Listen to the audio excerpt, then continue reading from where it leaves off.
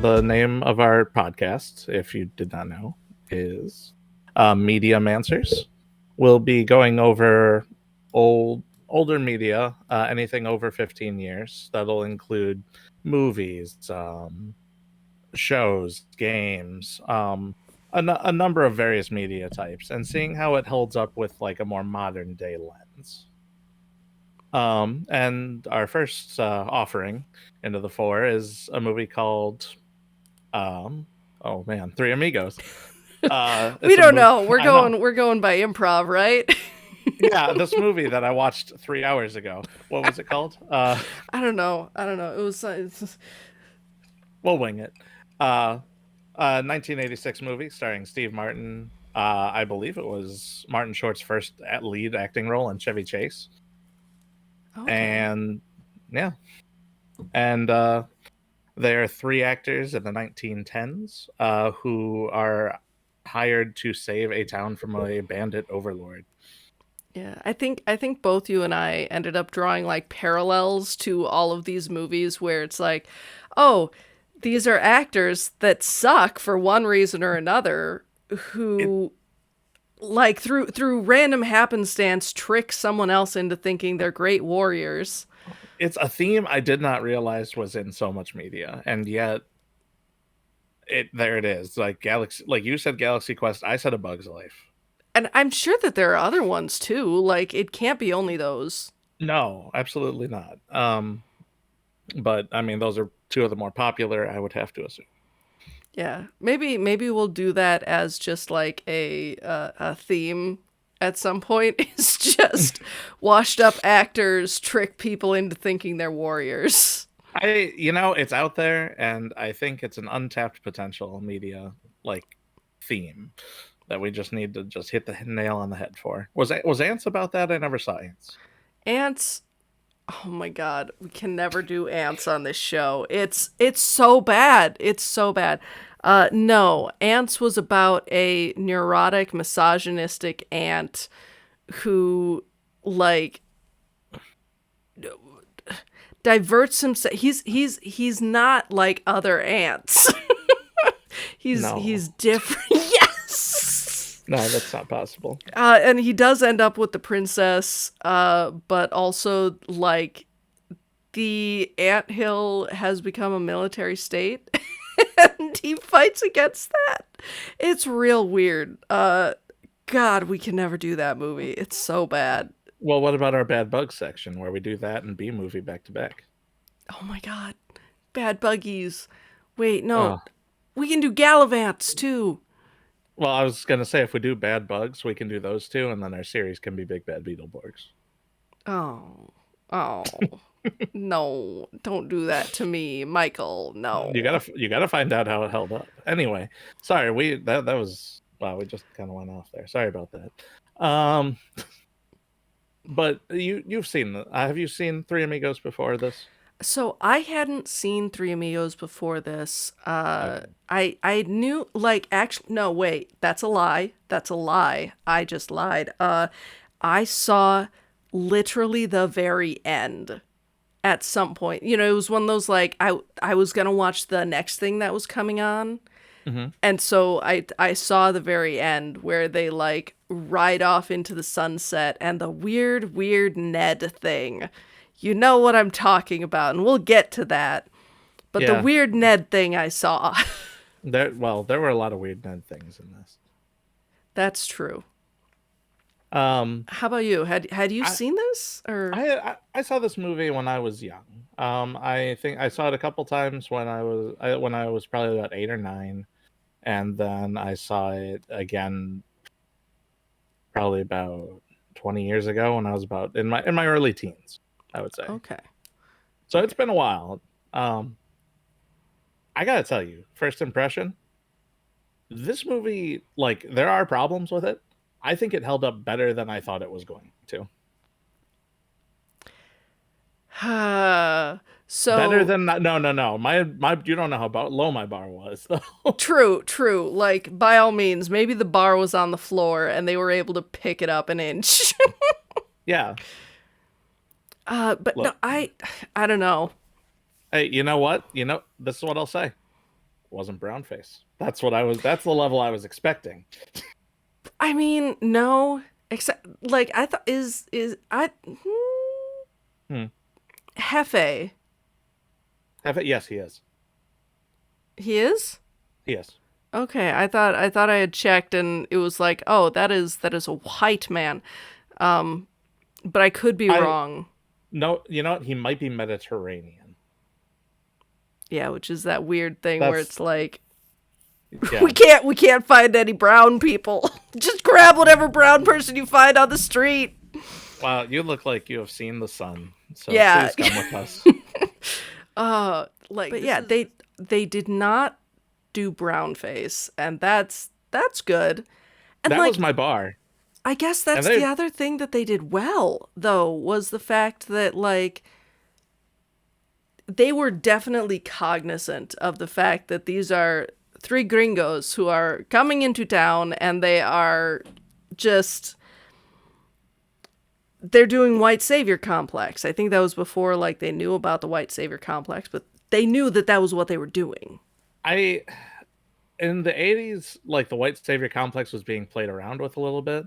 Like for example, Big Trouble in Little China. Have you ever seen that? I haven't.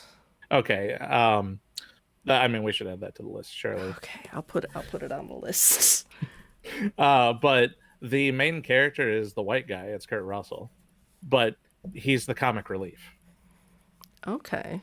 He saves almost nothing in that movie. Nice, nice. Yeah. And I mean, this was clearly meant to be a comedy, Mhm. and like, so they got three comedic actors at the time. Yeah, and like okay, so that was another weird thing about this was I felt like they had a whole bunch of little like SNL type skits Hmm. that they wanted to put together and they were like, "But we can't just have a whole bunch of skits. We'll make a story and we'll put it in the background of all the skits." Well, that's the thing. Like this, one of the writers for, or at least directors for this, was Lorne Michaels, the person who runs SNL. Okay. And originally, they wanted more SNL actors. Like John Belushi was supposed to be in it instead of Martin Short, Okay. and they said no, or he said no. And I mean, he died before then anyway, but he turned them down when they offered.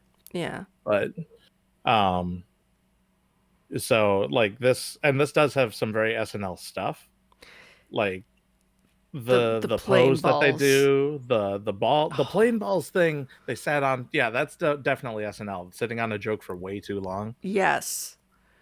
And like the singing bush comes out of nowhere. Yeah, yeah. At no time in this are we told like, oh, there's magic, there's mysticism, except for this 1.5 scene here where there's an invisible swordsman and a singing bush. And then like at least one of them dies, and the singing bush doesn't do anything. It just sings badly. But yeah, it's it's interesting. I will give it that. I don't know if like, I mean, there was like an influence from like Monty Python or something like that, where they felt like we had, or like if that's a thing that's normally in these kind of stories where they have to add like a little mysticism into it. But it's weird and it adds nothing to it. Yeah, if you cut that part out, I mean, They would honestly, just follow the plane there. they would either they could just follow the plane there, or it's like I feel like someone needed to know where El Guapo's city was. Like it wasn't this what. Why would the invisible swordsman know? By the way, like this isn't the king of thieves. This isn't some kind of like, oh, it's the hidden town. It was a monastery. Like at one point he says, this was a monastery with priests. But no, it's the invisible swordsman will point the way. After firing three bullets into the air, one each. One each. Yeah. Lordy Lou. But yeah, It, with that, do we want to start like actually running it down, or Yeah, because we sound like crazy people right now talking about singing bushes and invisible swordsmen. For, I know, and it doesn't feel like it should make sense in the way that like late 80s, early 90s movies didn't. yeah. Um, I will say like the starting so I did want to like good job for them. Chevy Chase and whoops, I've forgotten like all of the names. The three amigos actually were singing. yes. Like that was their voices. They Yeah. didn't just so you know that was good until it came to like the grito, which if you don't know, the grito is that thing where they're like ay hi hi, which is like it's very hard to do. Yeah. That's especially for them. Especially for them. And like, oh my god, later on when there is an actual mariachi band and like they come down and one of them does a grito, I was like, yes! That's it! That's what it sounds like! Yes! I yeah, I can't imagine they had the forethought enough to make it where like obviously the white person is gonna do bad on that, and then someone comes in and shows them how it's done. I can't give Yeah. them credit for that. No, as well, especially because the grito that is actually good comes in like during that final fight, or not during the final fight, but like right before. So it's not Yeah, like it was here's this, now here's this, and it's better. yeah. No, it's true. It's true. Like, I mean, that's the last thing. But I have to give a movie props for having the opening leads opening a movie singing a song about themselves. That is true. Like how often do you get that? Before the credits even like start rolling, they do this. They and like and then they did like the overture, Hmm. which always makes me feel weird of like did they want this to become a musical? Was this or I was that wondered at just the some point. style? I the this movie can't I I'm jumping ahead, but one of the problems with this movie, like one of my main issues with it as a movie, is that it can't decide what style it wants to be. That is Because absolutely true. because it's too serious at some points to be a parody, but it's too comedic at times to be a serious movie. Yeah. Yeah. They hit on weird points and we'll like we'll point them out when they come up in the conversation, but they hit weird points where it's like, "Oh, this is actually like a really weird thing." And then they move out of it. And I'm not for me at least, I'm talking specifically about a discussion between Jefe and El Guapo. Yeah, I think I know which one Yeah. you're talking about. Yeah, we'll get there, but that was one of those like it felt like they got really, really into a conversation that all of a sudden they realized wasn't great. So they tried to dip. And then yeah, they just like peeled. Yeah, yeah, That's like a conversation that one of them heard in like a back room somewhere on like a stage, and they're just like, "We want to include this into the movie." exactly. Yeah. And, yeah, yeah. So I mean, so the movie. Do you want to give the rundown, or should I? Uh, the way I kind of figured it would be like going down point by point because like I've got my notes as well. Ah, yes. Okay. And so we'll just like go down and be like, yeah, that was weird. So it's one of those like if we need to hit it, we'll hit it. If not, we'll be like, yeah, I remember that. Yeah. I mean, and we can probably tear like as much as we're talking about it. This movie doesn't have like the most meat on its bones. No, yeah, it does. It's not thick, but No, it does there, have some issues. it does have some issues. It has a lot of goofs. What do you mean goofs? We'll get to them. Yeah. We don't want to spoil it. Oh, you're right. The comedy movie has goofs and bits. I'm sorry. Oh, okay. No, I thought you meant goofs as in like they messed up. Oh, like IMDb goofs. No, not so much. Yeah, Well, yeah. maybe. They did add a whole scene about a cactus. No, we're not going to. We'll get there. Singing We'll get bush. there. Yeah. See, cactus. Um. Okay. Okay. Okay. You ready? Yeah. Um. So Carmen and Rodrigo heard something. The young boy from her village. They never clarify if that's a son, I if it's think a. he is. I think he's a brother.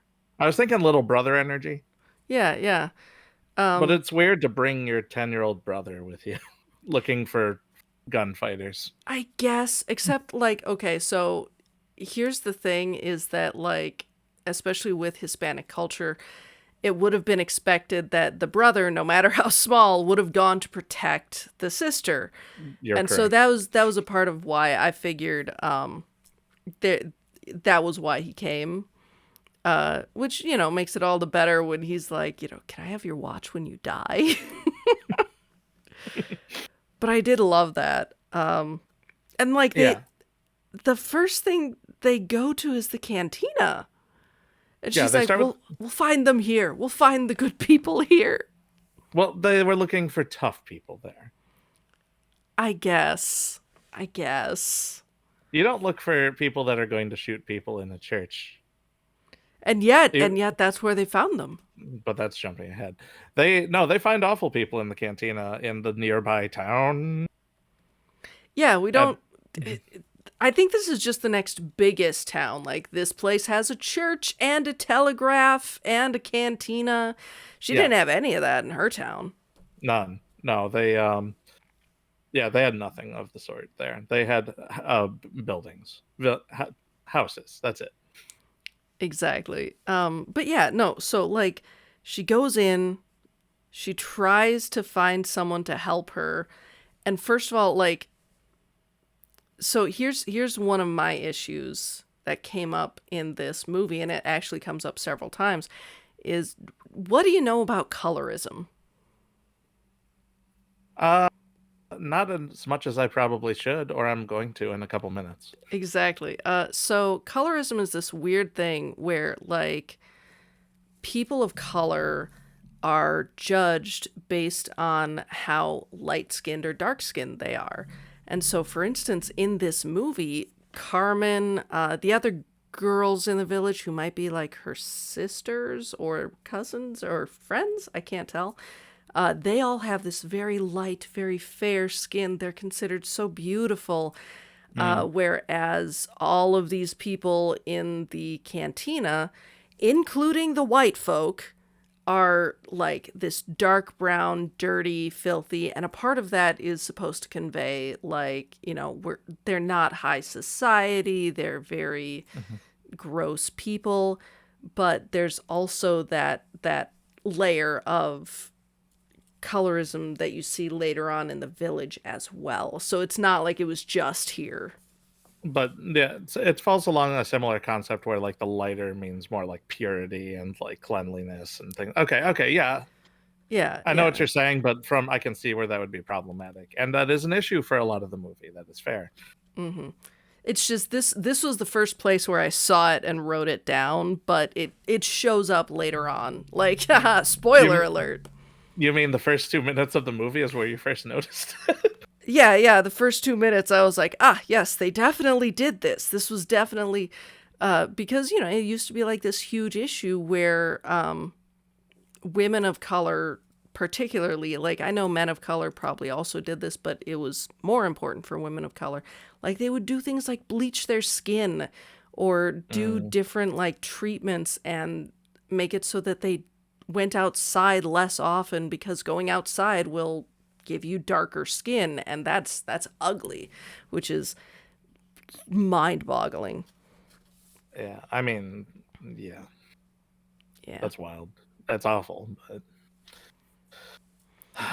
Um, yeah, but they go into the cantina. The only person that interacts with her tries to molest her.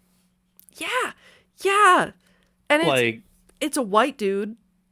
it's a white dude, but like we're coming off again the intro characters singing a song about themselves not 5 minutes ago. And then just all of a sudden, this guy's like, I know how to help you, and gets very handsy and grabby. He does. Ah, I I, mean, I mean, And then they scamper out of the cantina, obviously. Yeah. And the next place they head is the church, where a movie is being shown. Yeah, which they don't. I wanted to go back because I didn't fully understand why she went to the church. Like, was she just thinking, oh, I should pray on this? Which is very, very Hispanic Mexican culture of like, Right. The Lord Jesus. It's just about there, because she says that Ave Maria will guide us, and then the church bells ring, and she's like, follows the church bells. Okay. Oh, God. And then she goes in, and like, again, everyone that's on the silver screen, which, did you notice they did the like special makeup that you have to do for silver screen? I loved that. That was a nice little touch. I like that a lot, actually. Like, just, we've talked a little bit about how like we're both theater people. Like, I just, that was that was a nice little piece, because you don't have to do that for we're not Technicolor anymore, but color movies? No. Non-black and white talkies. You don't have to do that for the talkies. You don't have to do that for the talkies.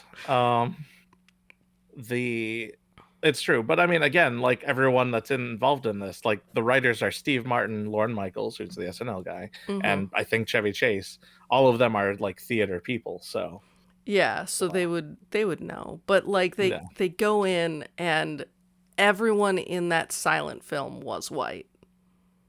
Yeah. Which, yeah, they were. Again, like they're wearing serapes, they're wearing the charros, which if you don't know, the charro is that is the name of the costume that they are wearing. That is it's very often worn by like mariachi singers. It's a very nice outfit that is meant to be more, it's like they're wearing tuxedos. They're all just okay.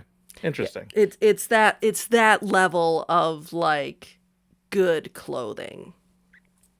So they are dressed up for a day at the movie. Maybe, yeah. At that time, definitely. Yeah, I mean, they paid probably like, if anything, they donated like a nickel to that church that was running the movie or something like that. So they had to dress up for it. Yeah. But no, yeah, like everyone on that silver screen was white, and that was where I started to think like, oh, maybe they are aware, because everyone in the town except for the guy who tried to sexually assault Carmen is Hispanic, and like very clearly Hispanic. Yeah.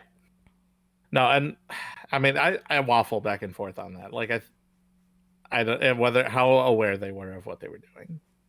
Yeah, absolutely. Like, and especially some points later in the movie, it gets a little dicier, and I don't know. Yeah. But at least in the beginning. Yeah. But on the screen, there a movie of the three Amigos is on, and they're in the movie. They are silent. There's a silent film. They are rounding up banditos, and at the end, the city offers them 100,000 pesos, and they say no. Our reward is justice.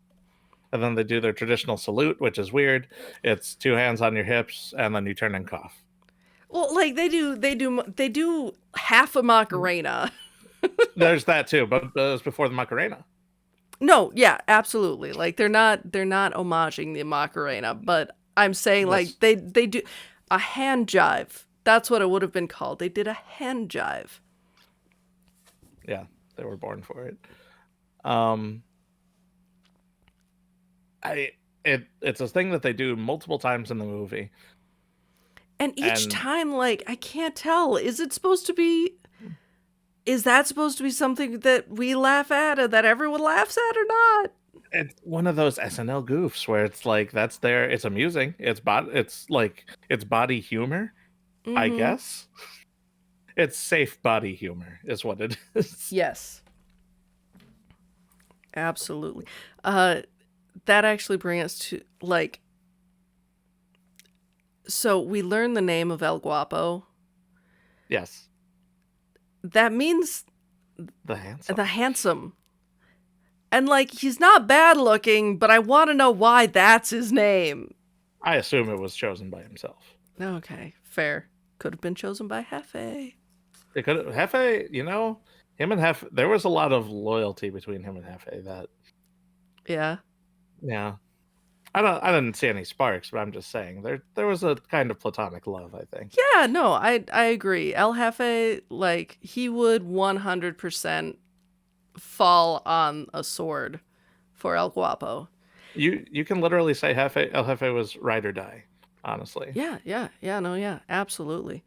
hmm Um,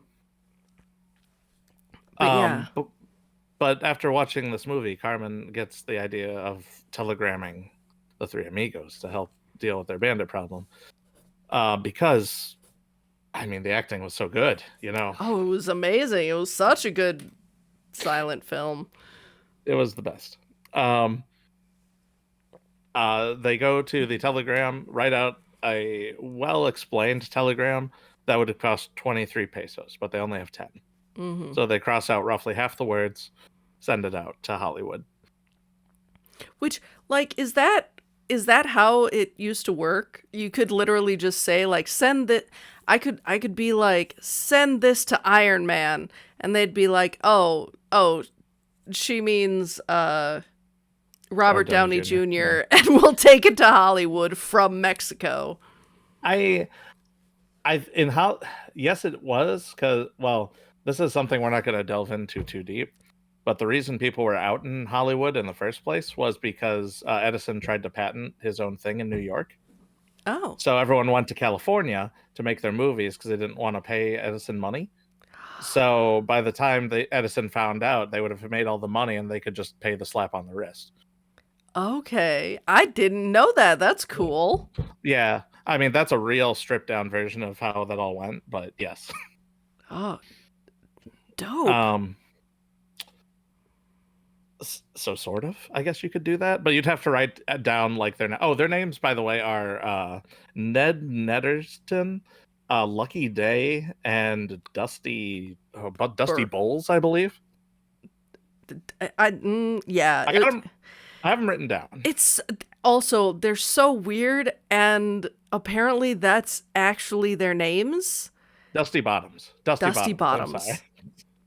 Which again, that feels like SNL tomfoolery.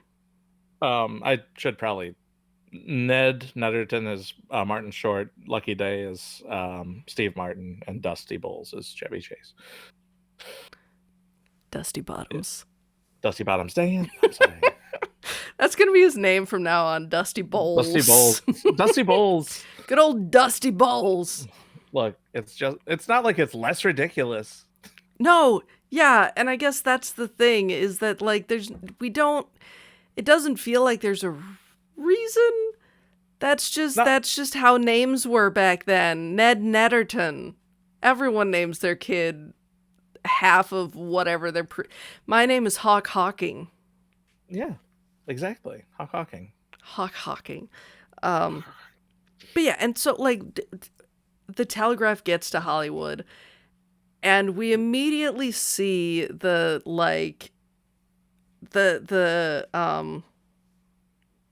you wrote it down. It was Lovitz?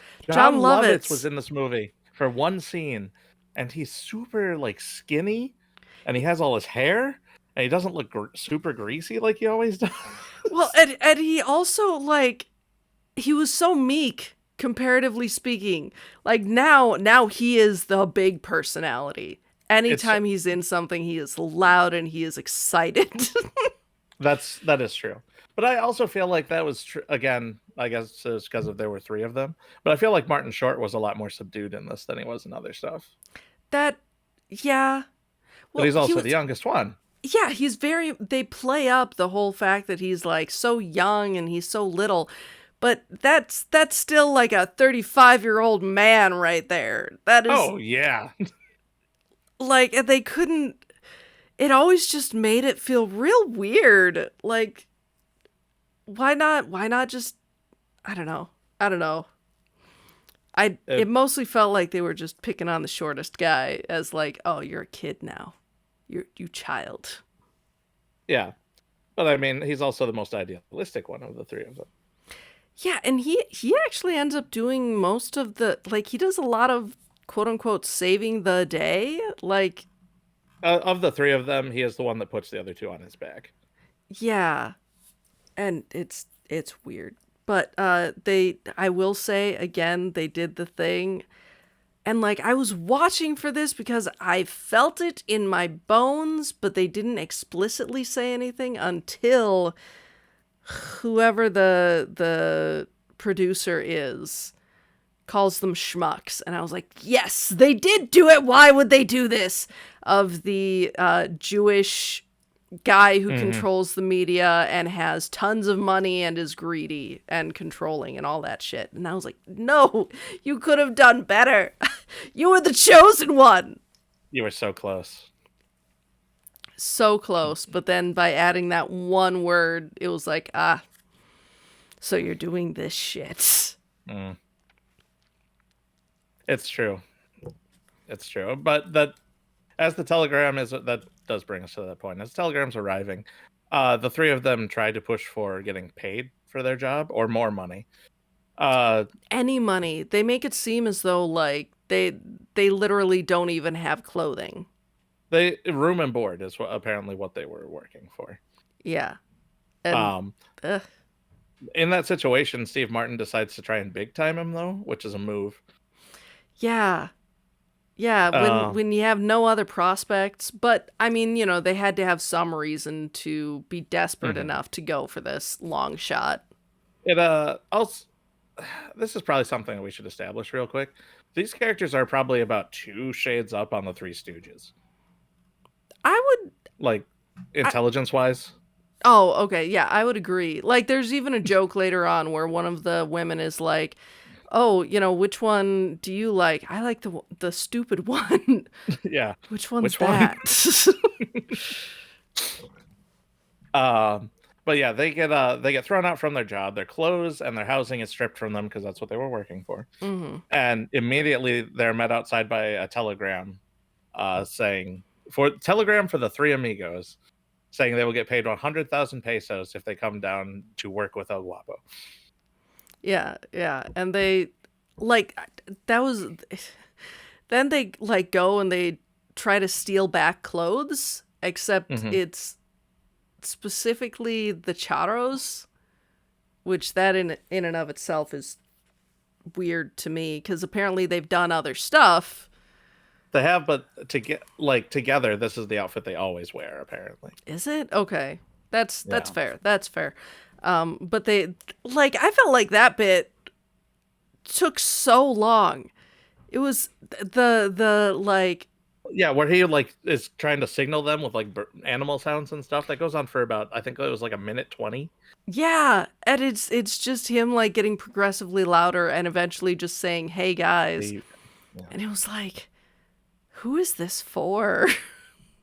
Something I did want to notice.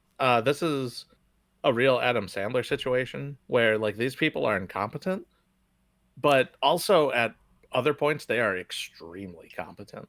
Yeah, yeah, they're supposed to be both like unable to clothe themselves and see the person know that one person is sneaking in. That they don't know what the word nada means. Yeah. But Yeah. later in the movie, one of them like embeds a knife so far into a piece of wood that the guy is struggling for like 5 straight minutes to pull it out of his sleeve to get that free. Yeah, and another one is able to shoot super duper quickly and with great accuracy, by the way.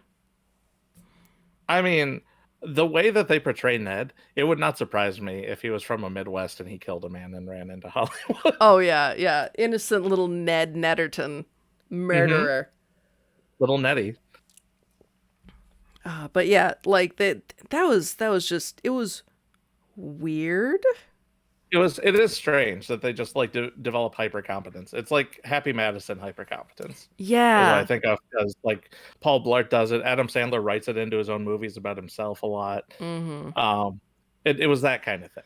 Oh, and then so They then go they go yeah, to the cantina, back at but the before they cantina. go back at the cantina, before they get there, a German aviator who IMDb doesn't even give a name. His name is the German. Really? Yes. He flies into town, says that he has friends that will be showing up, and that they'll know them by looking at them, I guess. So the next white people to walk through the door, I guess. Yeah, I mean I mean I guess my assumption was immediately, okay, the next German people and they will be white. But like they start to give him guff and like, okay, so it's weird, But but it's it's the molesty guy. yeah, it's the molesty guy. And so, it gives that feeling of like, oh, this was why he molested her earlier, was so that we would feel fine about him getting shot. Because Yeah, otherwise, like, this is just a room full of people who don't want to get into somebody else's business. And as a person of color, I feel that. yeah, for sure. But if they were even thinking that far ahead, that doesn't explain what happens a little later in that cantina. No, you're absolutely right. But like that was my first thought, was like, oh, okay. That's why they had him do something reprehensible, was so that we'd feel fine about him dying later. Yeah. Um, but yeah, the molesty guy makes fun of him a little bit, and then the dude shoots him on sight. Yeah. And his and he says one more warning about his friends, they're not so friendly as I am. And It's yeah, not on sight. Because like no. he lets the guy, like, That's say, hey, hey. The moment that he snaps is when he says, hey, honey, sit on my lap. The moment that like masculinity is questioned is when, okay, it's time to kill this man. that's fair. And that's this weird line that, like, the movie kind of, like, it feels like it's trying to do nuance and it's not working, because anytime the three amigos come out, like, no one actually says, like, oh, that's a bunch of sissies or anything like that, other Hmm. than like weird little comments like, you want to die with a real man's gun, Hmm. stuff like that. They aren't called sissies, but then other people around them are called sissies, and they are more hyper masculine. And those people who call hyper masculine people sissies have something happen to them, whether it's being shot or like thrown out a window or something. And so it's weird, because they're It saying is. the sissies are the heroes, but also you don't want to be a sissy. It's weird. It's weird. But they because El Guapo does at one point call them sissies when they cry and run away. No, he calls them women. No, he calls them women. I'm sorry. You're right. Yeah. Yeah.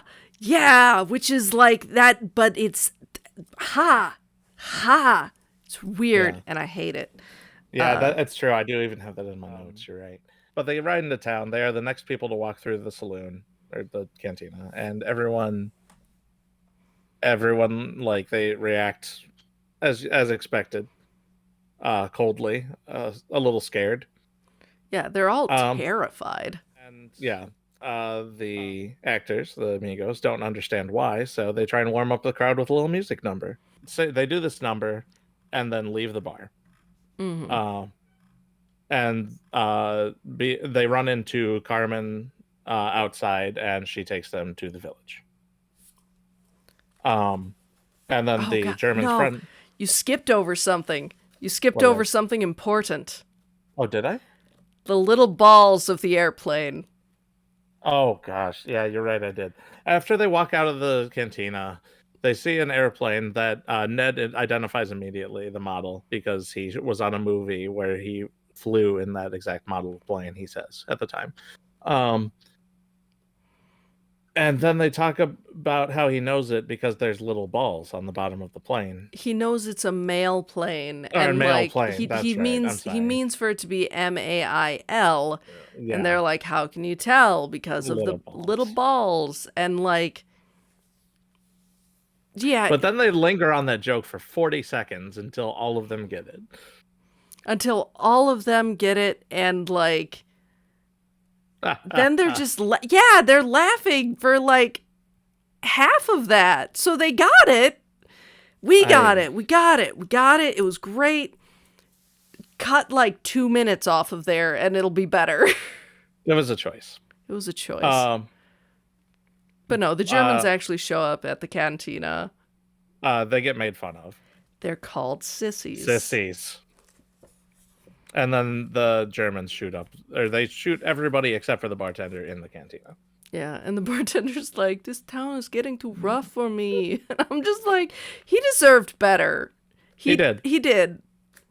He gave out he gave out 3 free tequilas and his bar got shot up. Yeah, exactly. Which, and his clientele's all dead. By the way, fun fact, there are cervezas that would have been like readily available at the time, and it drove me just a little batty that everything was tequila. It was only tequila. That's it. That doesn't make sense. It doesn't. It doesn't. At that day and age, like there was some importation. They would have been able to mix their own, like I said, cervezas, beers.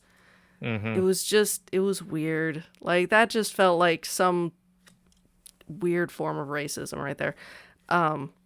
That's the thing. Like a lot of this movie, it has these points where it's like not quite racist, but it's on that edge. It feels like it could be. It feels like in unintentional racism, like, you know, it was like they had this much research time and, you know, someone procrastinated and was just like, it is tequila. They just have tequila. That's the only thing. Yeah. In that case, for sure. They get to the village. They're welcomed as graciously as they could be. They eat tacos poorly. Chevy Chase specifically eats tacos. Chevy Chase. Oh my God. And I like. And this is where I pointed out, I think this is the most interaction he's ever had with probably a Latin skinned people, period. Oh my God. I mean, probably. Chevy Chase, I mean, just him being in the movie makes this a more proud. Like, that's one of the reasons why I thought this was going to be worse than it was. Because I knew he was in this movie. Yeah. And he, like, even as recently, was that like, what, 1-2 years ago? When he was being a super jerk to Don Glover? I mean, apparently he was doing it the entire time they were working on Community. Yeah. No, but I'm saying, like, that is how recently it came out, and that he was still doing it. So it's not like, you know, oh yeah, that was 5 years ago and he's so much better now or anything like that. It's an ongoing issue. It's a wild thing that you hear people talk about Hollywood people, and even like the bad ones, like the real shit heels. Sorry, but you mean like Bill Murray? Or I was thinking like Mel Gibson. Fair. Also a terrible person. There's always someone that says, "Oh no, he was always a really nice guy." Nobody says that about Chevy Chase. Yeah. I've never heard somebody say nice things about Chevy Chase. And I've known people who know Chevy Chase. But I mean, no, you're right. You're absolutely right. Like I've never read a nice thing about Chevy Chase, and I don't understand why he continued. Because he's not even that funny. I mean, in this, it's Steve Martin is, you know, the lead guy, and Martin Short is the kid and the hero and the innocence, and Dusty Bottoms, Chevy Chase, is there because they needed a third amigo. He plays of the three of them, he is considered the dumb one, and he can play instruments. That's true. He can play instruments like the guitar. Yeah. We'll get there. We'll get there. We're almost there, actually. And they did the one bed, which was just like, I felt like that was silly. I did not feel like that was some kind of a weird reference to anything. It was just I honestly thought it was a little funny that we're all sharing the one bed. Yeah. Well, and especially like, this is a very poor Hmm. Mexican town. And I think at some point Chevy Chase says something like, next time when we come here, let's stay somewhere else. Yeah. No, they like talk about their future, like what are we gonna do with the 100,000 pesos? And I honestly could not remember. Like Steve Martin or Lucky Day says he's gonna buy a car. Yeah. Chevy Chase says he's gonna like travel. Yeah.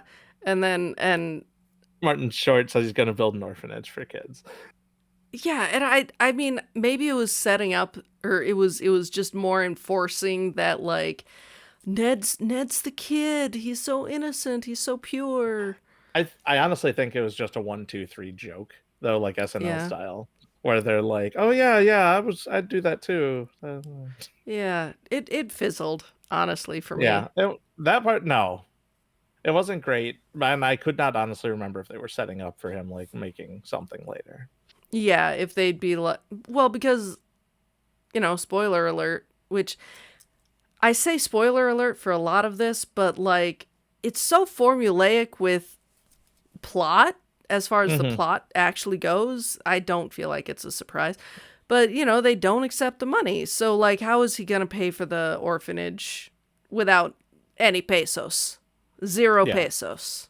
Well, by the end of the movie, yes, but at that point, Yeah, yeah, yeah, no, yeah. yeah, he thought he was getting paid. So, the next day, a couple of bandits that were on patrol, I guess, or scouting the village, stop in for, uh, to rest, and the To pick up more tequila. to pick up more tequila. You're right. Yeah, Um, they stop in, and the amigos put on a performance, riding around them, shooting guns into the air, doing a lot of nothing. And this confuses the bandits, and they run to tell El Guapo, their boss. yeah, Uh, and El Guapo says the next day, I will come back with 50 men. But we don't know that because there's a celebration in the village after the bandits get scared off, which seems like a little early. yeah. Especially since like, but we skipped over with El Guapo. Like, first of all, he has this weird thing where he is taking a picture of some of his people Oh in yeah, like in a very Middle Eastern, I think it's supposed to be Indian setting. And like, I yeah. love El Guapo as a villain, as a person. He was my favorite. I loved Well, him. out of the characters, El Guapo is the person where I always say I want to know more about that guy and how he got to where he is. Yes, because he's very obviously smart and well learned. Like, he Yeah, he literally has a bit later where he's talking about vocabulary and plethora yeah. with Hefe. They do wordplay. They do wordplay. He like his people do not fear him in the sense of like, oh no, I don't want to talk to El Guapo. I don't want to. They really respect him, and they got him like this big birthday bash. Like, Yeah, he is a good leader and seems to be a good guy with these people. I liked I him so much. with one exception, he does shoot a man. He he shoots a man, but in theory that was an accident. It was That was a good bit too, by the way. Cuz it was higher. higher. What? It is. It's one that you can see coming from a mile away, but it's still good. Yeah, yeah. Well, but like also with like the bandits that initially went into the town, they were very like, oh, they're just a bunch of stereotypical, those drunk, lazy Mexicans. And they could have very easily done that with El Guapo, and they didn't. They completely subverted the stereotype, and that was Hmm. before that was very frequently done. So, like, that was great. I loved Yeah. that. No, absolutely. You're correct. Um, But yeah, so but like we'll have the more to say about El Guapo later. yeah. Um, And so like they do the party again. It feels like a bunch of small bits mhm. that they, It's yeah. it's minor party scenes. Oh my god, including Chevy Chase doing the guitar, but like Yeah, so bad. It's so very bad. it is. It And is. I thought that was supposed to be the bit, was that like, he thinks he's doing, he was have you ever known anyone like on a college campus who brings their guitar and plays It's, it at like an okay level, but it's not like you I, know what's yeah? surprisingly I have. Oh, have you? Yeah, but that's not what we're here to talk about We're today. not here to talk about that person, but Yeah. that was the same vibe that I got from that Chevy Chase scene, and I thought that was the bit that they were going for, was that like he thinks he's this great guitar player, and he's butts. Well, that actually brings me to something I wanted to talk about that party scene. It Yeah, felt like a lot of bits from a like high school movie from like a couple years earlier, like a Revenge of the Nerds style like party or Animal House party thing. That's like kind of what it felt like, but with like older people I and could PG. absolutely see that. And like they did have very traditional Mexican Hispanic cultural like, oh god, all the little niñas wearing their red and green Yeah, and white. Oh my god, that was so cute. But like, was it Ned talking to them? about how he met famous people. Yes. Yeah, that was so weird. And I felt It, like the point of that bit was for it to be weird, for it to be a disconnect, because like none of them are going to know. yeah. Uh, I think the only one that like really integrates at all with them is Lucky Day.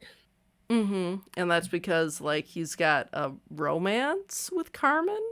Yeah, but he doesn't through the movie. He doesn't. He doesn't. But like that, this was the only place where I really saw them try to make it a thing. Yeah. It was, It is breadcrumb at best. yeah. They left one breadcrumb for the entire loaf of bread to be at the end of the movie, and even that is very moldy, stale, and hard as a rock. It also ends abruptly. They kind of just jump cut to the next morning. Yeah, it's just, Uh, oh, it's day now. We don't have any more bits. We gotta we gotta yeah. go. Oops, no bits. Time for the bandits to show up bright and early. Yeah, and Also, hmm? that's another thing. Like the bandits, like are all show up bright crack of dawn early. Like I mean, that also kind of subverts the whole lazy bandit thing. It's the white people that are like partied out and Yeah, not ready for the exactly. morning. Everyone else is like, they have already started their chores. They're already out doing stuff. Hmm. Meanwhile, the three gringos are up there like struggling to get dressed. Hmm. Hmm. And they come out. They do their thing, and Aguapo's amused. Yeah, he likes Uh, them. He he likes likes them. them. He's only going to kill one of them, And and it was like, he says he's going to kill one, and he doesn't. he Like, doesn't. think about how good El Guapo seems to be with weaponry, and either he misses or he purposefully just makes it a graze across the arm. Again, we are going to go back to the part where if he was that good with weaponry, he would not have shot his own guy on the roof of the place. Maybe. We can't tell. That is, it feels like, these two scenes interlock with each other. Either he is a great shot and he just fucked over Paco. Anybody can roll a one. No, that's true. Or he, is a terrible shot, and this just emphasizes that he is a terrible shot. That's true too, because he grazes one of them, Steve Martin, Hmm. and that's what leads him to realize, wait, these are real bullets. They are really trying to kill us. And I did like that bit where he's like, "Wait, it's Yeah, real, guys, it's real," yeah. because like that felt that was a good bit. That was a good It's bit. it's a good way. I think he reacted correctly. Yeah, Yeah, and it was, and like that was very much the in character of like, guys, I don't want to be here anymore. This sucks. Yeah, and then they all just have a good cry, uh, and beg for their lives and run away. As you do. And But like El Guapo says that weird line where he's like, I do not kill women. yeah, And that is the closest that we get to them actually being called sissies hmm outright. And it's just weird. yeah, and then because the town tried to find fighters for them, the town gets sacked and Carmen gets kidnapped. Yeah. Which, you know, like that immediate like, uh-oh. Yeah. But like they come back, the three amigos, you know, they come back and they're like, we're here for our stuff, and they're like, there's nothing. Which, by the way, yeah, they had the clothes on their back and that's it. Well, they took the clothes. No, they still had their charros. Yes, but they didn't have like their pajamas and their other stuff. Oh, did they bring pajamas? I guess I didn't Yeah, even notice that. That I thought they just like had their underwear on and they yeah. put on the charros. They at least had nightshirts because I remember Steve Martin coming to the window in a nightshirt when El Guapo was on the way. Okay, fair. Um, but So I yeah, guess they took those.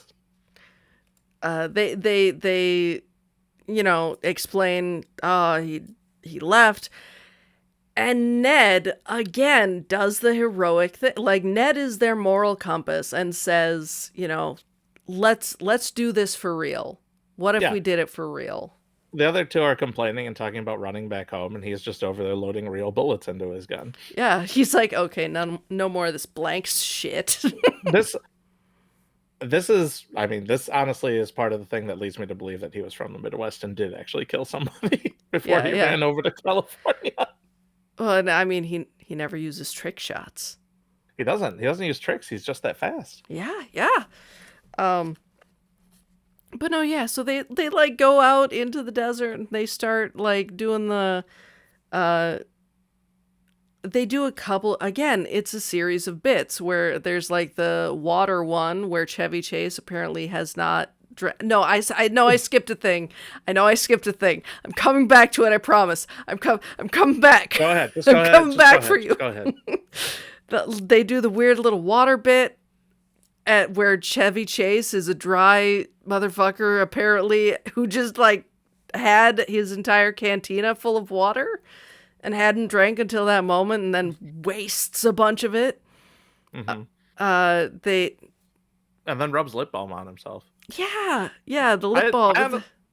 I honestly think that was Chevy Chase, though, not Dusty Bottom. No, yeah, that was just Chevy as a human being putting People, lip I, balm on in the middle of the movie. people, I know I'm being hard on Chevy Chase, but I want you to look up literally anything about him that doesn't involve one of his roles, and tell me if I'm being hard, Yeah, no. because he's a piece of garbage. I would Uh, call him human garbage, but like I don't even know if he's human. I mean that's true, but we've skipped the most out of place scene in this movie. Yeah, second most. I think it's the first because the set looks fake, too. Like the entire thing looks awful. Yeah, yeah. It reads as like it read to me as the old movies. Like this It is what did. they would have done for silver screen. I agree with part of that, but we're okay. Let's set this. They are sitting at a campfire, uh, which is clearly on a soundstage Mm-hmm. with like fake cactuses and like a painted backdrop. Mm-hmm. And this is where they first talk about the singing bush and the invisible swordsman. First off, Yeah, yeah. We're also like they somehow know about this, but we were not told. they were told when they went back for directions. Uh, Yeah. and Ned tries to go to sleep, gets scared by a coyote howling, which is reasonable. And to Coyotes calm aren't him that down, scary. huh? Coyotes aren't that scary. If it's a coyote. And Dusty starts singing a song. And like the entire environment sings with him. Yeah. Like a coyote comes by and dances to the beat. A turtle sings a part of it. Yeah, Where'd yeah, the like turtle come from? outright sings. Also, it's a tortoise. It is a tortoise, but Thank you. still, you're right. But like English language speaks, sings a line.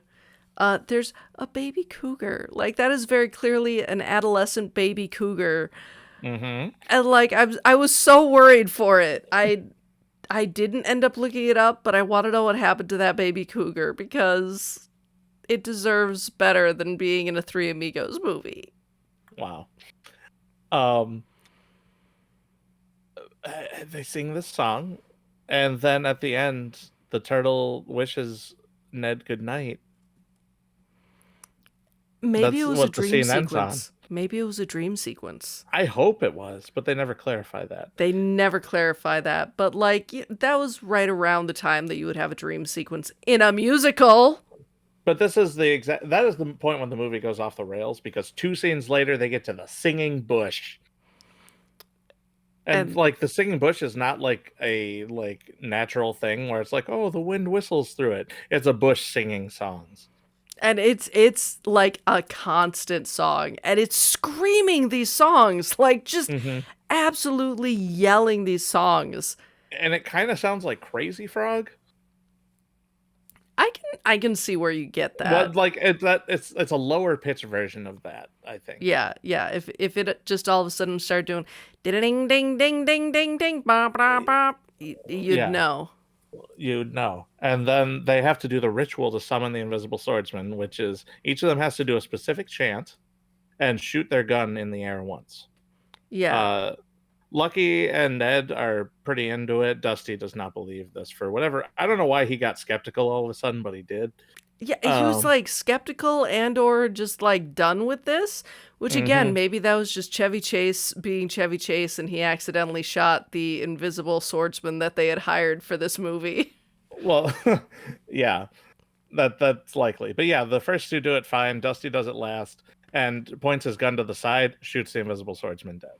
So they cannot find the camp until they just follow a plane into the camp. So that scene had no reason to be there, and it took about 5 minutes. Unless you found the singing bush funny. I know a lot of people bring up that bush. It funny. No, when I talk to people about this movie and they talk about it, one of the first things they talk about is how much they love the singing bush. I don't get it. Why? It's so terrible. I have to imagine it's what they remember from watching this movie when they were a child. The only thing worse is the fact that I think Dusty Bottoms wanted his bat well done in that camping scene, and crunches it like a chip. He wanted it medium rare. Medium rare. You're right. I forgot about that. Ned apparently hunted them some bats, and they were eating bat, and he's like, I want mine medium rare. And then he hands it to him, and it just crunches. And it was so... And they made it weird, where it's like, this weird food. But they were all into it, though. Oh, yeah. They were all into the bat. Couldn't handle the taco, though. Yeah, the taco was just too confusing. Can we not have Mexican food? Oh, yeah, I forgot he asked. Yes, he explicitly asks that, which is just... Anyway, they follow the plane. And it is a special day when they get to the camp, because it is El Guapo's birthday. Yeah, and there's like... So, I can't remember exactly... Yeah, I can't remember if that was at the beginning of this scene or if it was somewhere in between where like they just... Because Jefe and El Guapo have this wonderful discussion where, first of all, it starts out as like, we got you so many piñatas. Jefe is so excited about all of the piñatas, and he's like, would you say it's a plethora of piñatas? And they go back and forth, and he eventually is like, you shouldn't use the word plethora if you don't know what it means. And Jefe's just like, I think, once again, you are taking your anger out on me when you mean for it to go to someone else. And I was like, oh my God.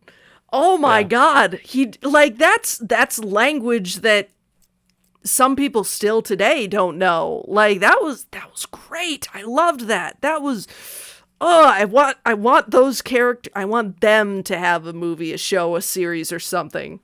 I want that conversation to have ended at that spot right there. That would have been so much better because then yeah, you're right. It gets into that weird like Actually, there was one scene before that where Carmen is sitting there and the lady comes up and she's like, yeah. yeah, the El Guapo is going to take you tonight. Um, do you know what foreplay means? And she's No. like, no. And the Neither lady's does like, he. neither does he. That's good. And they like so okay, so I feel like this movie suffered from not killing your lovelies. Do you know what that is? No.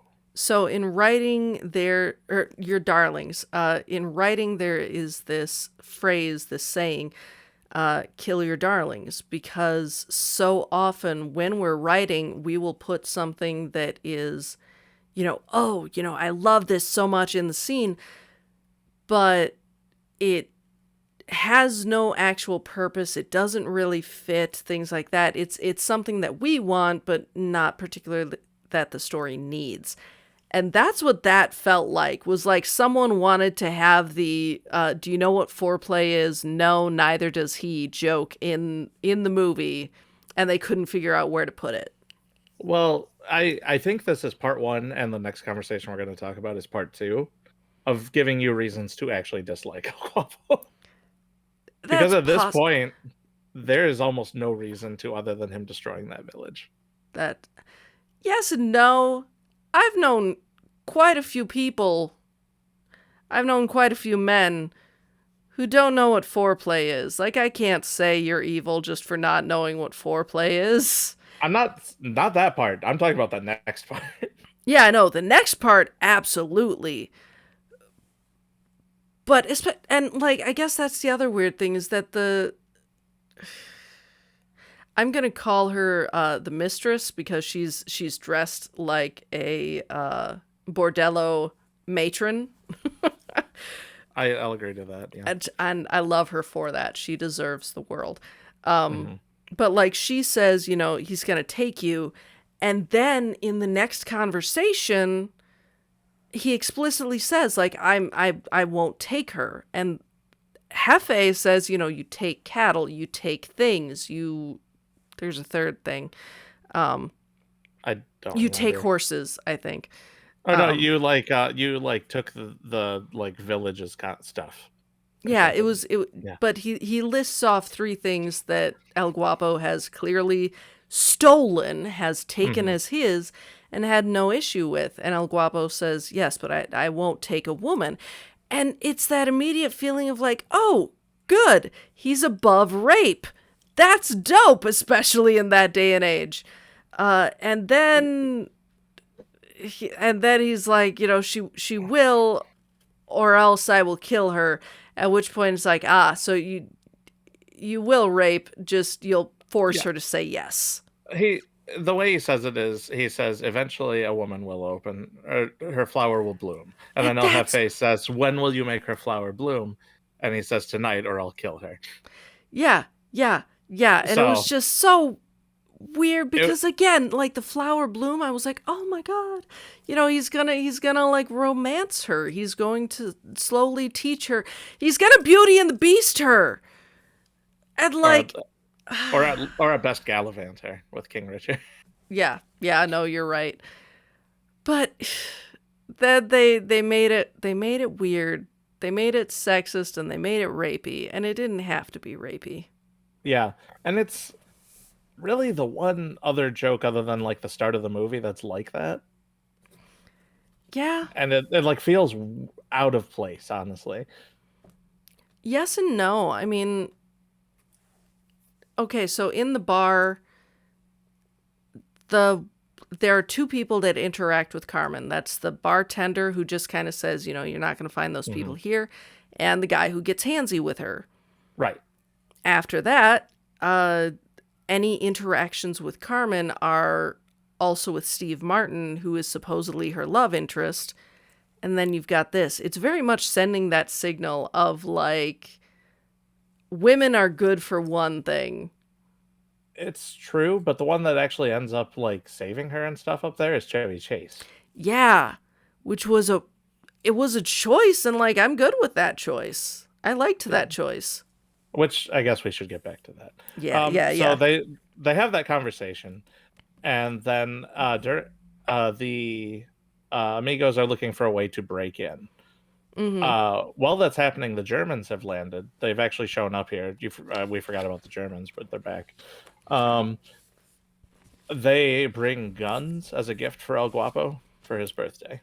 Yeah, yeah. Which I like, and they stay like they're very friendly with El Guapo, which makes me think like this was a again. It's showing that El Guapo like is a very likable, affable fellow. Mhm. Otherwise, Well, and on top of that, that's where you get that scene that we were talking about, that good joke where El Guapo wants to test one of the guns. yeah, yeah. And he like sees one of his guards out very far on like the roof of the old monastery that they had taken over, Mm-hmm. and he says, "Hey, hold your head up higher," and he keeps like telling him to hold the hat up, and then he shoots, and then the guy gets shot, obviously. But Yeah, yeah, and he falls down to his death. But also no one like bats an eye at that. So no, maybe that's a commonality. Maybe like he does just possibly kill people, and that's why people are nice to him. I don't know. I can't tell at this I point. I genuinely think at least El Jefe, if not the rest of them, genuinely love that man. True, and like the sweater is probably the best proof of that. But oh, man, that is the one. That is actually the thing I remember the best about seeing that movie as a child is him getting the sweater and how happy he looks. Yeah. Yeah, but we're not even there yet. No, we are. They Oh no, you're well, right. We skipped one thing. they how they all get in. They swing Yeah, in. yeah. Um, one of Chevy Chase actually swings into Carmen's like holding cell, which is on the second floor of a building. Mm-hmm. Ned swings into a pinata and gets stuck there for about probably 5-10 minutes there. And Steve Martin swings down into the middle of them and gets captured immediately and thrown Mm-hmm. into a basement dungeon, into this contraption that looks like it's there to make you strong. Right. It looked like a Bowflex. It did. It looked like just like pulling on the things. So yeah. Okay. Picture that you are X chained to a wall. You all know what I'm talking about. This isn't And Michael. This isn't that kind of show. You can't just. But so if he pulls his arm out, like this thing of like stone weights come with it, and each time he pulls, like it gets heavier and heavier as he goes. Mm-hmm. But It, like it looks he does it eventually. eventually, but like I mean, if you were chained to that like every day and just like for an hour, you'd be like ripped. Oh yeah, yeah. I don't. That's how El Guapo got so strong. Well, that's what I think that machine is down there for self improvement. Yeah, yeah. They're just helping Lucky become the best Lucky he can be. Mm-hmm. Uh, It's better to be lucky and good instead of just lucky. exactly. Um, But like but back up in Carmen's room, they break out and it's this weird thing where like Dusty knows exactly. They killed a guard. Dusty killed a guard. No, the I think Ned, was it Dusty that threw the Dusty rock threw at the the rock. Yeah, he threw a rock at a guard. He was fine with that, killed that man. That man is dead. Yeah. And then like when it comes to knocking this guy by pistol whipping him, he's not, which is weird. I maybe it's harder to do to knock someone out when you're right next to him. I don't know. He's also very unconfident through the movie, if you hadn't noticed, so you might think he's going to mess it up. That's true. Like, and Like that is part of his arc.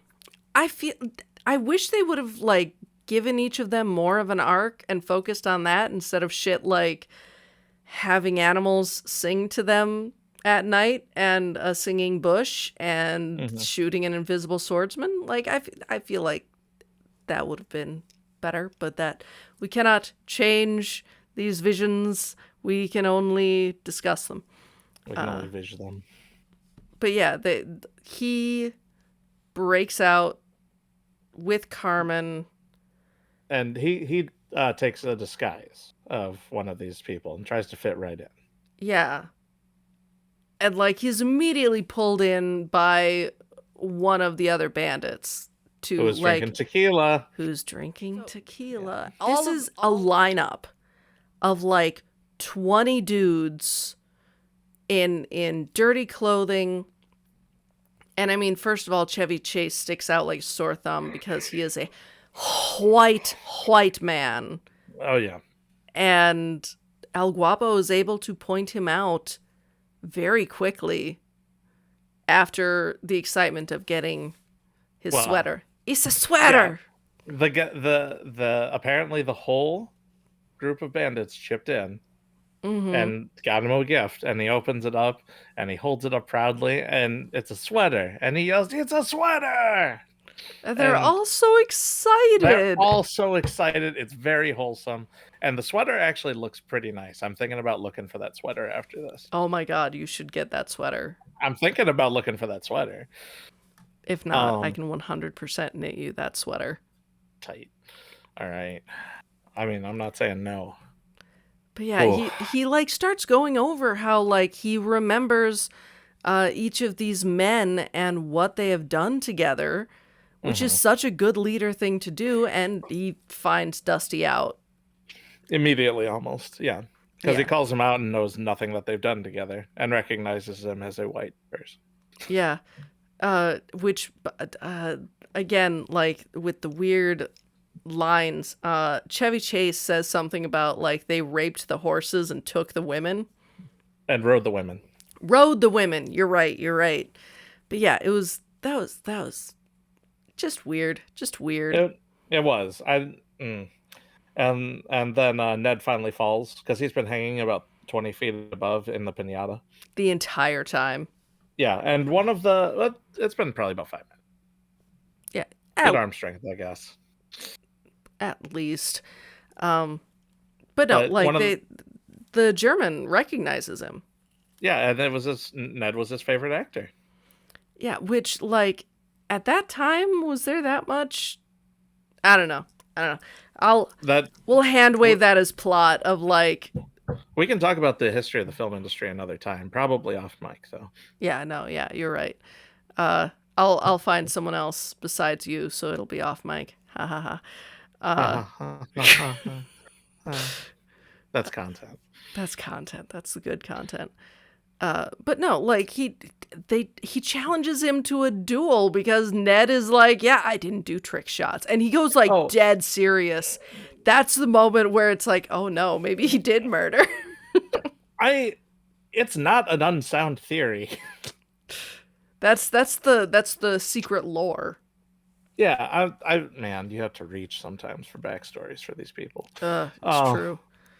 But yeah, so the German says he loved watching him in movies and his quick draw was amazing, but then he found out about Hollywood trick shooting and how Ned couldn't possibly be that fast. And Ned's like, no, I can do that. And so a duel ensues. And they do the whole weird thing of like, you know, you don't want to have that sissy gun, which again, like the German had been told that it was a sissy gun because they apparently have very similar guns. Yeah. The German had been told that in the cantina. Like again, just weird. They have smaller 6-shooter pistols. I don't see. Yeah. It's a weird scene to put out for that. And so a quick draw happens. Ned wins, obviously. Yeah, and like that's the one reason why I could see putting in the manly gun is because it's saying that like, oh, he's so good that he can even do it with a gun he is unfamiliar with and that is too heavy for him. But maybe. I don't know if they thought that far or that deep. No, yeah, one of the bandits offers when Ned is walking is like, do you want to do it with a more manly gun, and holds a bigger gun to him. Yeah, but yeah. He doesn't take it, and he still wins the duel because he's still shooting a man with a gun. And then the other two break out about that time. Or no. Lucky shows up, holds El Guapo at gunpoint, Mm-hmm. and then that lets them all escape, and they run to the plane that Ned can sort of fly. Yeah, his stuntman had His flown. stuntman flew it, but he kind of remembers how to do it. Yeah, and then they have like this weird. So is I don't watch westerns that frequently. Is this often a thing where it's like the heroes get to a town shortly before the bad guys and they have to figure out a way to, because like I immediately was pulled to Blazing Saddles. I was going to say it worked in Blazing Saddles. Yeah, exactly. They worked at Blazing Saddles. Black Sheriff. Why not? But like they did this in a very similar fashion where it was like, oh, we got to think of something. What can you do? We can sew. Okay, and so they sew up these like dollar store charros for everyone. They had so much black fabric. They did.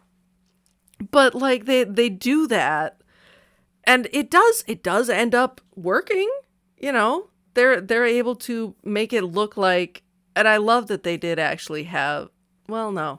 I switched between whether I loved it or hated it as far as it was literally those three actors doing the shooting instead of having the town do it, but like doing creative camera work to like hide faces or make people seem taller and stuff like that. Like I feel like that could have upped the cleverness just a little bit. I think it could have, but they were also working with what they had at the time, and they'd spent that budget on that bush. So I mean, Yeah, you can't. I mean, and they made that dude invisible with the sword. Yeah, they just had to use all of that newfangled technology. There was one good thing from that where he like raises his arm and then it plops down and you see nothing but the dust settles. Yeah. No, that was. I mean, I did kind of like that. But no, like they do the misdirection again, very similar to Blazing Saddles. Scare them all off. Instead of building a whole new city, they just they make 3 Amigos outfits for everybody, like more or less, not as fancy, and then also dig a pit that they cover, and a couple horses fall into it. They don't even cover it. It's just that they fill it with water. Well, so I thought there was something over it, and like the tarp, like and there was water inside. I didn't think there was a tarp, but I could be wrong. But yeah, like all of this, and these people who they got him a sweater, and they run away. Yep, except for Hefe. Except for Hefe, and also Hefe says, "I'm still here," and then he gets shot. Yeah, Hefe deserved better, but they murdered all of those people.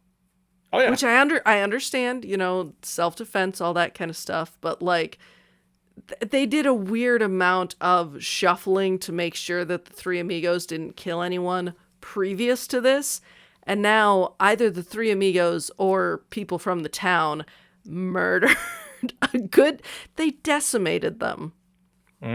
Is that right? I think so. I'd say that more of them were dead than that myself. Oh, okay. Batman.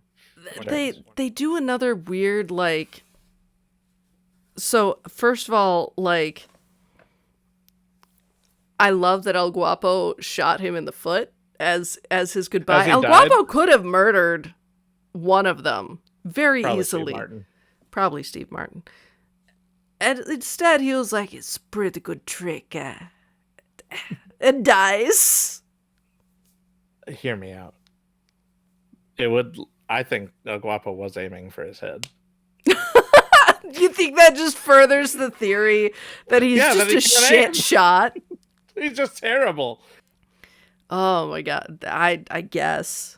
But like they do another weird cut. They do another weird cut where it's okay, it's time to say goodbye, it's time to leave. I don't understand where they're going. They're just like leaving to find injustice. Yeah, they're going to be like their characters, but for real. But their characters were wealthy landowners. Were They they? need to own land first. Yeah, yeah, that was like the whole bit that not John Lovitz, but John Lovitz's boss said. Oh, that's right. You're right. Yeah. No, well, now they have a place they can come back to. It's a poor village. Yeah, and Steve Martin promises that he will come back for Carmen, which again, just a weird like I guess there's a romance there. Yeah, I mean, I guess. Oh, also, the town throws them the little money that they have, Yes, and they and Ned ver- specifically throws it yeah, back. saying justice is its own reward. Yeah, yeah. And then like but also Lucky and Dusty are like, yeah, like he learned something instead Hmm. of being the kid who has been the moral compass this entire time. Yeah, instead of the person who had the least to learn out of these three people. Yeah, yeah, exactly. And like they do the weird so like Steve Martin's got Yeah. his little maybe romance with Carmen. There's the Well, we one never woman. talked about Chevy Chase's during the party. Yeah, okay. Chevy Chase has the oh His was yeah, more where he's established, honestly. his was where she's like, do you want to kiss? And he's like, oh yeah, sure. He keeps playing guitar. Well, yeah, and he's like, "Oh, now?" Now this is okay. And so Here? like they do this at the very end where they kiss, and first of all, let me tell you, I do not know a single Mexican papi who would be okay with his daughter kissing up on a white man like that. Like, she would have been disowned. She would have been driven out. They would have had to have been married in 5 minutes, or that man would be murdered. Like, that wouldn't happen. But the fact that it did happen and then they just ride off is even worse. Yeah. Oh, and Chevy Chase gives the child his watch. Yeah, yeah. Which like that made sense to me because the kid was like, can I have your watch if you die? Watch And when you he's die. like, here. Yeah. Take it anyway. And then the last shot of the movie is him looking at that watch. Is that the last shot? I think it is, unless it's them riding off Yeah, again. it's them But riding off, and then it does that it is a classic Western thing where it's just a still shot and then mhm. credits rolling. But no, then Ned, like again, this was a bit that they decided to toss in where this woman in all white with the European corset, which that's the other thing, very European corset outfit type thing, comes up and just like full on Frenches him. Mhm. And he's like, yeah, like this has just been the case the whole time. Just Yeah. weird. Women are Yeah, accessories. it's the only scene she's in, too. Yeah. There And like was there was nothing else. There was no like we don't even see her in the rest of the town, and it's even weirder that she is wearing an all white outfit for that because like it's again that the whiteness is purity and all that mhm. kind of just real ooky. Real ooky. It is. It's a weird send off, especially, and like it's a weird message. Yeah. Like just how, and yeah, there are, like you said, there are like light and dark shades of how they shot the movie, and like Mhm. levels of dirtiness and stuff. But yeah, that's Three Amigos. That's all of it. It ends with them riding off, kid looking at a watch. Um,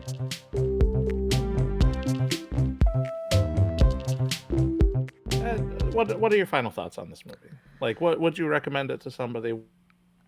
I don't know that I would like highly recommend it. If it were one of those, I'm looking for a parody of a Western, sure. Yeah, I'd allow it. As far as the issues of like colorism, weird sexism, a little bit of racism, but not in the way you'd expect it, and the toxic masculinity, it's it's a thick soup, but it's not as thick as like I would have been worried about. It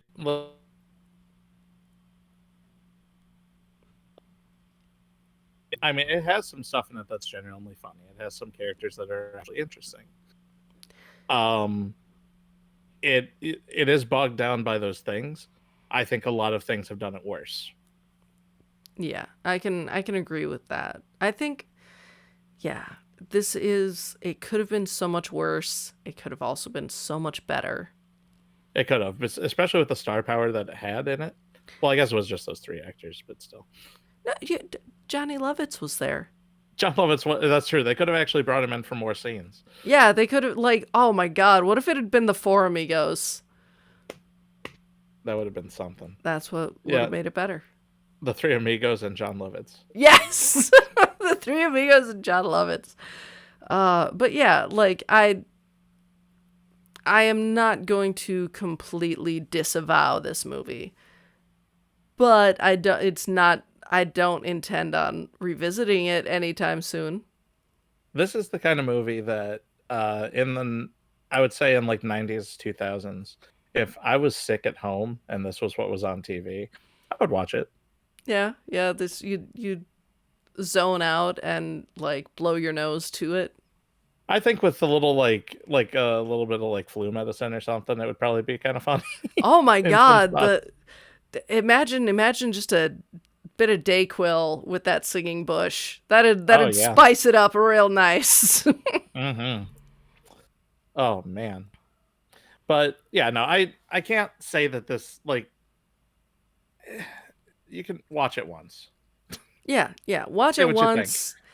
Uh get the El Guapo feel because honestly, if I can create media with a Jefe El Guapo dynamic, like that's I love that. I love that. Give me those villains. Yeah. I do actually think he's a little bit ahead of his time as a villain. Yeah, absolutely. I agree. Like again, favorite part of the movie. He Hmm. was the best part of that movie. Yeah. I could watch him for If it was hours. it's pretty middle Whereas, of the road, I wouldn't completely dunk out on this movie. yeah, yeah, that's fair. No. So what are we watching next time? Next time, we're going to be doing part one of the X-Men series from the 90s. Sounds good. The 90s X-Men. I don't know how to what it would be. I don't want to just say it's going to be X-Men because there have been so many reboots and redoings, which is The good. the X-Men cartoon from 1992. Okay, the X-Men cartoon from 1992. And it's going to be a two-part series. So, the first one is going to be next, and then we're going to have another part. Because with TV series, like, there's so much more media that you can work with, whereas, with a movie, it's like an hour and a half. Or Hmm. if certain directors are working on it, it's 4 hours. Also true. But yeah, so next it'll be the first season of that series, and we'll be doing I think the first 7 episodes, and then followed by the last 7 or 6. I think it's 13 episodes for the season. Yeah, I think so. That sounds right. But yeah, so that's exciting. Oh yeah, I'm looking forward to visiting that series again. I used to watch it all the time. I I know almost nothing about that series except for its iconic The theme song. cadence. No, no, But no. yeah, that's it's gonna be great. Or horrible. We'll see. I have no doubt whatsoever that the X-Men, which is an allegory for both the Jewish community and the queer community, is gonna be fine. I'm gonna send you some things from the comics. No, no. But yeah, we will see you then, Hmm. and I cannot wait. This Yeah. has been the Mediamancers. Signing off. Yeah. So Remember, keep your bats medium rare.